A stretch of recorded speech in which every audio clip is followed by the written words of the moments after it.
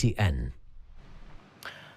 And on to other stories, President William Ruto has moved to dispel fears expressed by some Kenyans over the recently signed Kenya health deal with the United States, saying the country will not be short-handed or shortchanged in any way. This even as he warned of deliberate efforts to misrepresent information on the deal, on the health deal by former beneficiaries of the US-funded programs that were stopped by the Trump administration. This as Busia Senator Okiya Omtata moved to court seeking to stop implementation of the agreement. Jeff Kirui reports. Dr. William Ruto. Days after Kenya and the United States of America signed a health cooperation framework worth 208 billion shillings, President William Ruto has moved to set the record straight over safety concerns of health information data.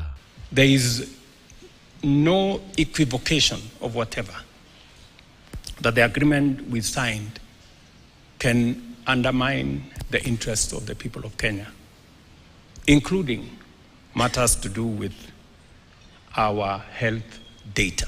President Ruto, who was speaking when he chaired the 12th National and County Governments Coordinating Summit at State House, Nairobi, says the government, through the Office of the Attorney General, conducted due diligence on data protection before signing the agreement. The Attorney General, and she's here, went through the agreement with a tooth comb to make sure that when it comes to matters data, the law that prevails on data that belongs to the people of Kenya is the Kenyan law. At the same time, the president decried deliberate efforts by some individuals to misinform Kenyans about the United States-Kenya deal on the health sector. This, according to Ruto, is from agencies who initially benefited from US-funded health programs that have since been discontinued, such as USAID.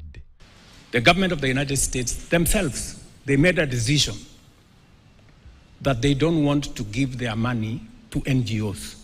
They want to give their money to government. It is not our decision. It is their decision. So if anybody is annoyed in between here, they should take their anger to another place. They should not bring it to us. You know, I know there are entities that have been benefiting from these resources, you know, and as a result, they are sponsoring all manner of stories around. If they have a problem with the current structure, they should go and talk to the government of the United States.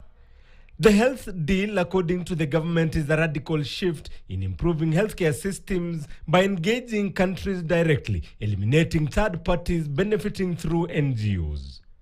During the meeting, President Ruto reiterated the commitment of Kenya Kwanza administration to strengthen devolution to champion for people-centered service delivery. Tabling of the draft IGRA regulations is timely.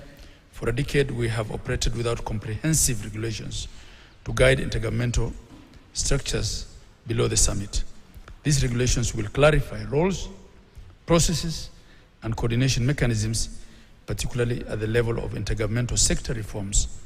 All sector forums must operate optimally, regularly.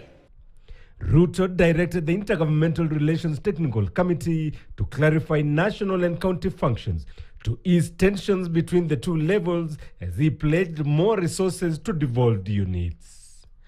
Jeff Kirui, KTN.